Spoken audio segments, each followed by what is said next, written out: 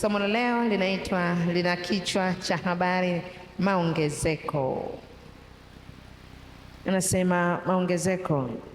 Bwana anasema ya kwamba ipo baraka kwa waliokuwa mjini, baraka ipo pale pale.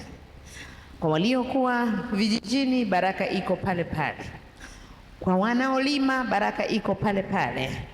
Kwa wafanyabiashara na wafanyakazi, baraka iko pale pale. Anasema utabarikiwa mjini, lakini pia utabarikiwa mashambani. Bwana Yesu asifiwe sana. Haleluya. Anasema utabarikiwa unapoingia na utabarikiwa utakapotoka. Utabarikiwa makapu yako ya kukandia unga, akimaanisha chombo chako cha chakula. Utabarikiwa uzao wa tumbo lako. Wale ambao wametoka kwenye tumbo lako na viuno vyako watabarikiwa. Anasema utabarikiwa uzao wa nchi yako. Bwana Yesu asifiwe sana. Akimaanisha ardhi iliyokubeba nayo itabarikiwa.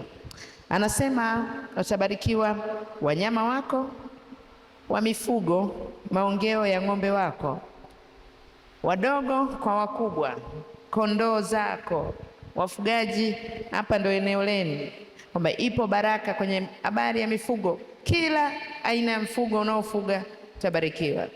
Anasema litabarikiwa uingiapo na utabarikiwa utokapo. Haleluya. Bwana Yesu asifiwe sana. Mwambie jirani yako, zipo baraka kwenye kila eneo. Kuna aina fulani ya baraka ambayo Bwana ameiachilia na ni lazima uipate. Haleluya. Mpigie Yesu makofi.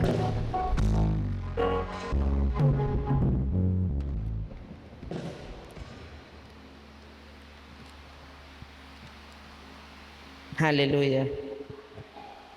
Andika, baraka za maongezeko zina maeneo yake. Andika, baraka za maongezeko zina maeneo yake.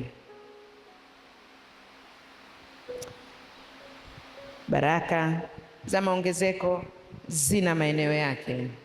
Andika a.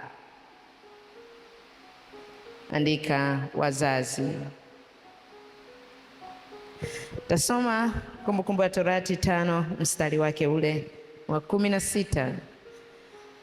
Kumbukumbu la Torati 5 mstari wa 16 anasema, waheshimu baba yako na mama yako kama Bwana Mungu wako alivyokuamuru, siku zako zipate kuzidi, nawe upate kufanikiwa katika nchi upewayo na Bwana Mungu wako. Waheshimu baba yako na mama yako kama Bwana Mungu wako alivyokuamuru, siku zako zipate kuzidi, nawe upate kufanikiwa katika nchi upewayo na Bwana Mungu wako. Efeso 6. Waefeso sura ile ya 6. Waefeso sura ile ya 6. Tasoma mstari wa kwanza hadi ule wa 3. Efeso sura ile ya 6 mstari wa kwanza hadi wa 3. Tasoma kwa jina la Yesu.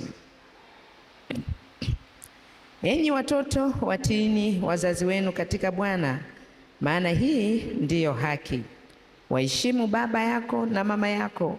Amri hii ndiyo amri ya kwanza yenye ahadi, upate heri, ukae siku nyingi katika dunia. Amri hii ndiyo amri ya kwanza yenye ahadi, upate heri, ukae siku nyingi katika dunia. Bwana Yesu asifiwe sana. Haleluya. Anasema kuna heshima ya watu ambao Bwana aliwafanya nafasi kwenye maisha yako, akasema kwa kupitia hao wewe utakuwepo. Wewe ndio maana tunakuona sasa. Wewe unaishi kwa kupitia hao. Bwana Yesu asifiwe sana. Haleluya. Mwambie jirani yako, wazazi. Mwambie tena, mwambie wazazi. Mwambie tunaongelea wazazi. Mwambie tunamwongelea baba yako, tunamwongelea mama yako. Anasema zipo amri nyingi, lakini amri ya kwanza yenye ahadi katika zile amri alizozitoa Mungu, zile ya kwanza yenye ahadi na ahadi ya baraka akaiongelea mzazi. Bwana Yesu asifiwe sana. Anasema ukimheshimu baba yako, ukimheshimu mama yako, ndio amri ya kwanza yenye ahadi, na ahadi yenyewe upate heri na kufanikiwa. Haleluya! Mwambie jirani yako, pata heri na kufanikiwa kwa kumheshimu mzazi wako. Pigie Yesu makofi.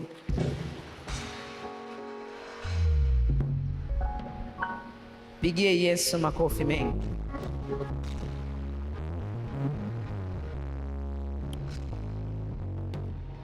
Kisoma mstari wake ule wa 5, wa 4, anasema nanyi akina baba msiwachokoze watoto wenu, bali waleeni katika adabu na maonyo ya Bwana.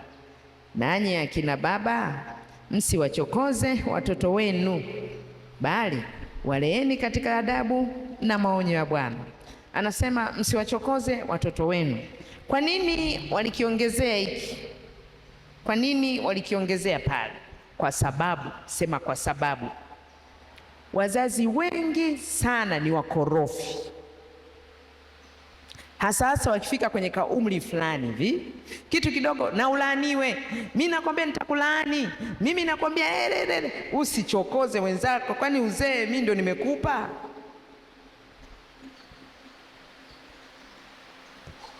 Bwana Yesu asifiwe sana. Haleluya. Usiwachokoze watoto, akimaanisha kwamba ukimwona mtoto anakubariki, anakuheshimu, anakupenda, nawe mpende, nawe mheshimu, nawe mbariki, mbebe. Bwana Yesu asifiwe sana. Haleluya. Mtengenezee mazingira ya mtoto naye kuendelea kukubariki kila siku, kuendelea kukufurahisha kila siku. Haukuta watoto wengine mpaka kumpigia simu baba yake, kumpigia simu mama yake, anaona ni shida. Ukimwambia umeongea na baba yako mara mwisho lini? Baba bwana, ukimpigia simu ya kwanza lawama, ya pili laana, anaanza lawama afu anakuja laana. Akimaliza pale sasa, nitumie hela mimi nisijala toka asubuhi. Ameshatoa laana kake, ameshatoa lawama, anataka na hela. Bwana Yesu asifiwe sana. Mama umeongea naye lini? Yaani mamangu mimi akipokea simu yangu tu. Wewe ndio unakaa mjini, sisi tumekaa kijijini. Bwana Yesu asifiwe sana. Haleluya. Haulizi hata hali yangu. Ndio maana Biblia inawaonya wazazi, mwe makini, msiwachokoze watoto. Watoto wanaanza kuwazimia simu, watoto wanaanza kufunga milango kabisa, anamblock mama yake, anamblock baba yake, anakaa kimya, hataki kuwasiliana naye, anaenda anapotea. Kwa nini? Umemchokoza eneo fulani. Bwana Yesu asifiwe sana. Lakini ili ukutane na baraka ya kuishi muda mrefu, mwambie jirani yako, ukitaka kuishi muda mrefu lazima upatane na mama yako na baba yako. Msisitize asije akafa mapema jirani yako.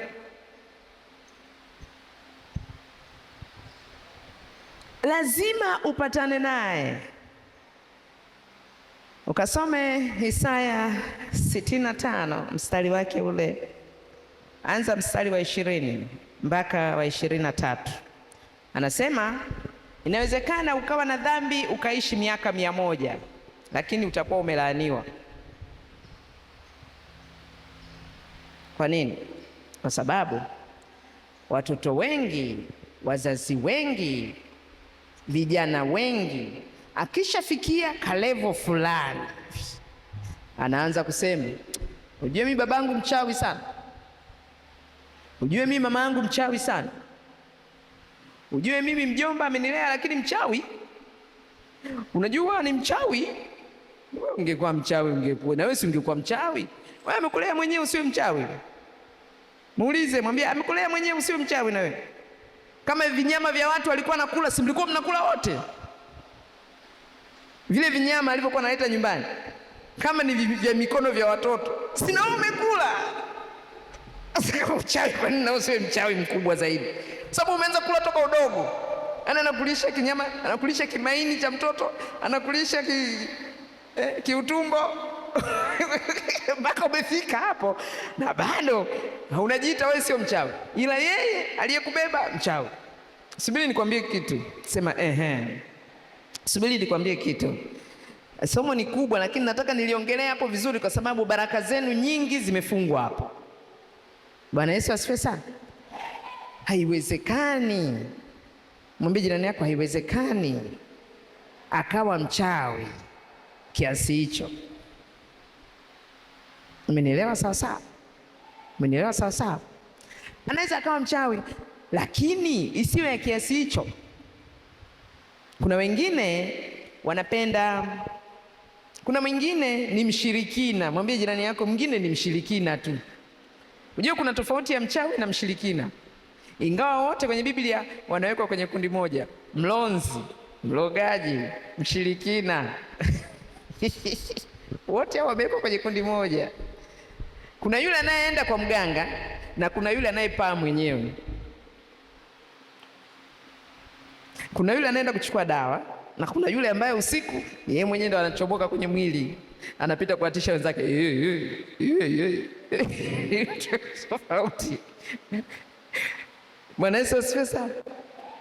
Ila kama hajakuharibia kitu, mwambie jirani, kama hajakuharibia kitu, na uchawi wa mama yako na baba yako ni wa kwake mwenyewe, wewe unakuhusu nini?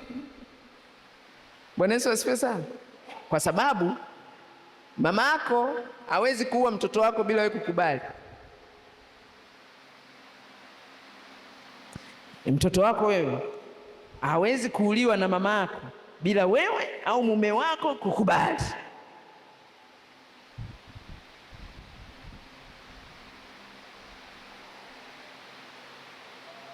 Baba yako hawezi kuua mtoto wako bila wewe uliyemzaa kukubali. Kama ukisema ameuliwa na mama yangu, ujue wewe ulikubali.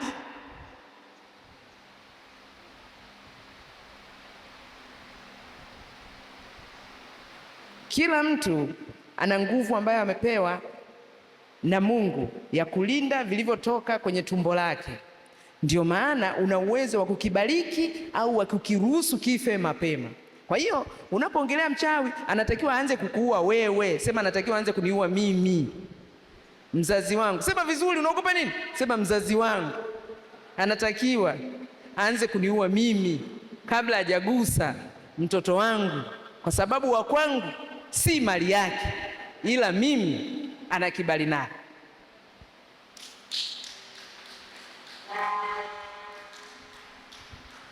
Bwana Yesu asifiwe sana. Na wewe sema na mimi, huwezi ukamuua mzazi wako kama msipokuwa na mapatano. Kama tumekula wote nyama kwa muda mrefu, sasa wewe kwa sababu mwenzangu umeishi maisha marefu, anza kufa wewe, mimi nitakufa baadaye kwa sababu wewe sio mali ya baba yako wala sio mali ya mama yako. Yaani wewe ile si, yaani huwezi. Yeye ana wazazi wake wenye uwezo wa kusema mtoto wetu aishi maisha marefu au akatishe maisha.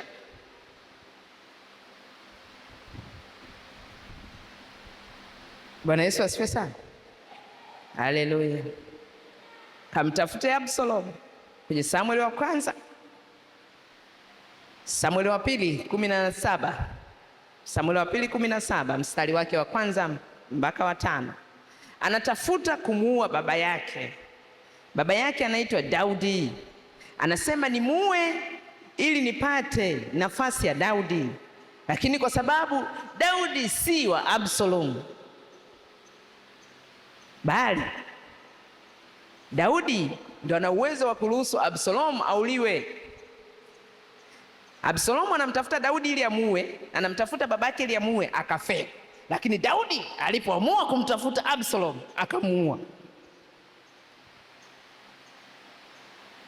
Kwa nini? Ni mtoto wake. Alipoagiza tu kwamba kafanyeni vita, majeshi walipoenda wakampiga, wakamkuta Absalom, wakamuua. Lakini Absalom alipoamuru majeshi yake yaende akamuue Daudi, yalishindwa. Kwa nini? Daudi ni wa Yese, sio wa Absalom. Kwa hiyo kwenye habari ya kusema fulani anataka kuniua, baba anataka kuniua, atakuua wewe. Yaani akiamua kukuua anakuua tu,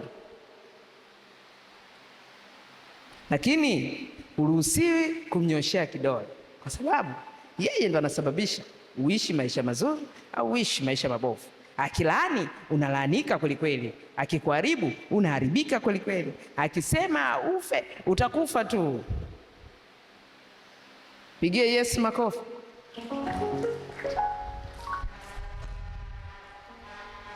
Ana uwezo wa kukupa maisha marefu, ana uwezo wa kukatisha maisha yako kwa maneno yake tu. Tena anaweza hata asishike panga, wala anaweza asiwe mchawi, lakini akasema, mwanangu, unaniacha mimi hapa, umeenda, Mungu atakuona. Hata barabara uvuki, analetewa jeneza lake hilo, anakuja kuaga. Kwa hiyo kwenye habari ya mzazi, ogopa sana maneno ya mzazi.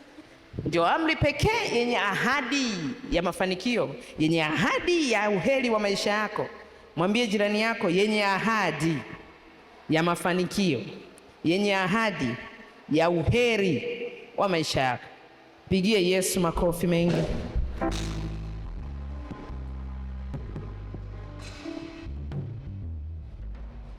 Andika B. Andika B. Kutii sauti ya Mungu. Utii wa sauti ya Mungu. Kumbukumbu la Torati 28 mstari wa kwanza mpaka wa pili. Kumbukumbu la Torati 28 mstari wa kwanza mpaka wa pili. Tasoma kwa jina la Yesu. Itakuwa utakaposikia sauti ya Bwana Mungu wako kwa bidii kutunza kuyafanya maagizo yake yote ni kuagizayo leo, ndipo Bwana Mungu wako atakapokutukuza juu ya mataifa yote ya dunia, na baraka hizi zote zitakujilia na kukupata uisikiapo sauti ya Bwana Mungu wako. Itakuwa utakapoisikia sauti ya Bwana Mungu wako kwa bidii. Mwambie jirani yako, kwa bidii. Mwambie tena, ni kwa bidii. Mwambie tena, kwa bidii. Kuisikia vizuri. Mwambie kuisikia vizuri, kwa bidii. Haleluya. Nasema nimesikia, nimesikia, nimesikia, nimesikia. Kuna baraka ambazo usiposikia vizuri sauti ya Mungu huwezi kukutana nazo. Haleluya. Haleluya. Anasema kwenye Isaya 1 mstari wake ule wa 19, anasema kutii. Ukitii unakula mema ya nchi.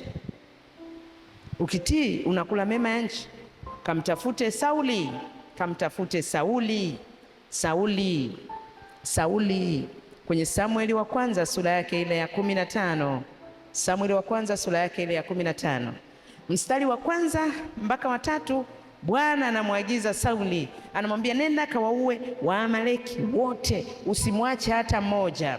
Yeye na vitu vyake vyote, wanyama wake wote, nyala zake zote, zote teketeza.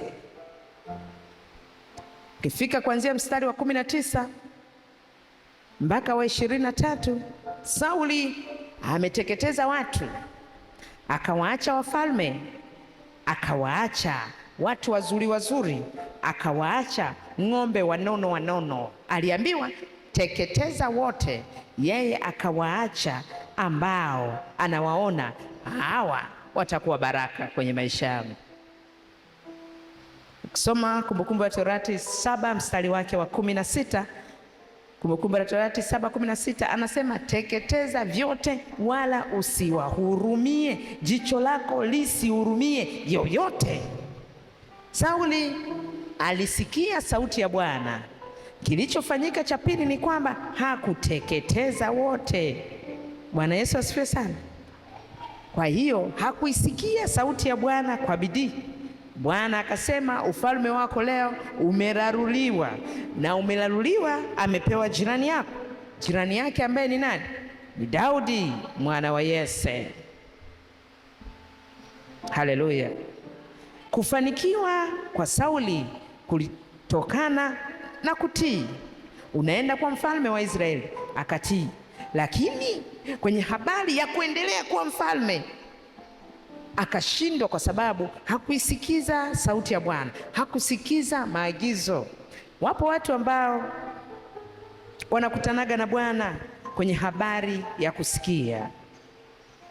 Bwana anamwambia fanya 1, 2, 3. Ili uweze kutoka hapo lazima ufanye 1, 2, 3. Lazima ufunge 1, 2, 3. Lazima utoe sadaka fulani 1, 2, 3. Lazima uende kwa mzazi ili akubariki 1, 2, 3. Lazima upatane kwanza na jirani yako 1, 2, 3. Mara nyingi mkiona ni gumu unalizarau. Mwambie jirani yako, ukiona ni gumu unadharau. Na masharti ya Mungu hata sio magumu. Mwambie sharti la Mungu hata sio gumu. Sharti la kupatana na adui yako na ugumu gani? Kweli hivi kuambiwa kuoga barabarani pale Tegeta na kuambiwa hebu nenda kamuombe msamaha rafiki yako, lipi zuri? Yaani lipi gumu? Mbona sasa nikikwambia hebu nenda kampatane na mama yako uliogombana naye, uliyemwambia mchawi, leo sasa kamwambie bwana nilikusemaga mchawi mama, wewe sio mchawi, unakataa. Ila sasa ukienda kwa yule mtaalamu anakwambia wewe mama yako amekufunga mpaka nyayo, nenda katikati ya barabara Tegeta, kadiri macho ya watu watakavyokuona unavyooga ndivyo matatizo yako yanavyoondoka. Unaenda. Shida ni nini? Bwana Yesu asifiwe sana. Isikize ya Mungu kwa bidii. Mwambie jirani yako, isikilize sauti ya Mungu kwa bidii. Mara nyingi sio ngumu. Maagizo ya Bwana ni mepesi. Haleluya. Anasema kwenye Mathayo 11:28, nila yangu laini, mzigo wangu mwepesi. Mshangilie Bwana. Mshangilie Bwana.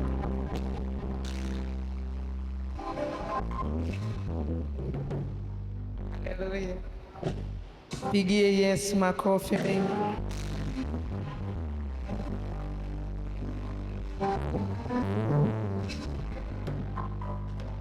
Mwepesi, sema mzigo wa Yesu. Mwepesi. Kwenye habari ya mafanikio, ukitaka kufanikiwa rahisi, mwambie tu, ukitaka kufanikiwa rahisi, fuatilia habari za Yesu. Ni nyepesi. Andika che. Andika che.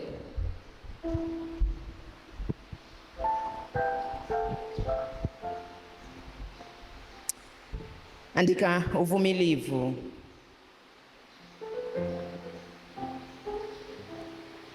Andika uvumilivu. Ebrania 6 mstari wake wa 13 na wa 14. Ebrania 6 mstari wa 13 na wa 14. Kwa maana Mungu alipompa Ibrahimu ahadi, kwa sababu alikuwa hana mkubwa kuliko yeye mwenyewe, kwa kumwapa, aliapa kwa nafsi yake akisema, hakika yangu kubariki nitakubariki, na kukuongeza nitakuongeza. Na hivyo kwa kuvumilia akaipata ile ahadi. Mwambie jirani yako, kwa kuvumilia. Mwambie vizuri, kwa kuvumilia utapata Bwana alichokuahidi. Mwambie tena, kwa kuvumilia utapata Bwana alichokuahidi. Pigie Yesu makofi.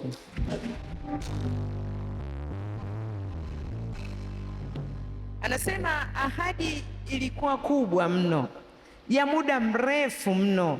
Ukisoma kuanzia Mwanzo sura ya 15, Ibrahimu analalamika kuhusu mtoto tu, analalamika kuhusu mtoto tu. 16 analalamika kuhusu mtoto tu. 17 analalamika kuhusu mtoto tu. Bwana anamwambia nakupa mtoto, anamwambia niruhusu tu wale waliozaliwa kwenye nyumba yangu wanirithi. Akasema nakupa wa kwako. 18 bado anachuchumilia ahadi aliyoambiwa na Yesu. Bwana Yesu asifiwe sana, kwamba ipo siku na yeye atafanya nini? Atapata mtoto. Haleluya. 19 bado anahangaika. 20 bado anahangaika. 21 Mwanzo ndipo anakuja kukutana na Isaka. Mstari wa 6 Sara anasema sasa nitacheka kicheko na jirani zangu, Bwana amenifanyia kicheko. Haleluya. Sema leo kipo kicheko, kipo kicheko, kipo kicheko, kipo kicheko cha baraka aliyonifanyia Bwana. Kipo kicheko cha baraka aliyonifanyia Bwana.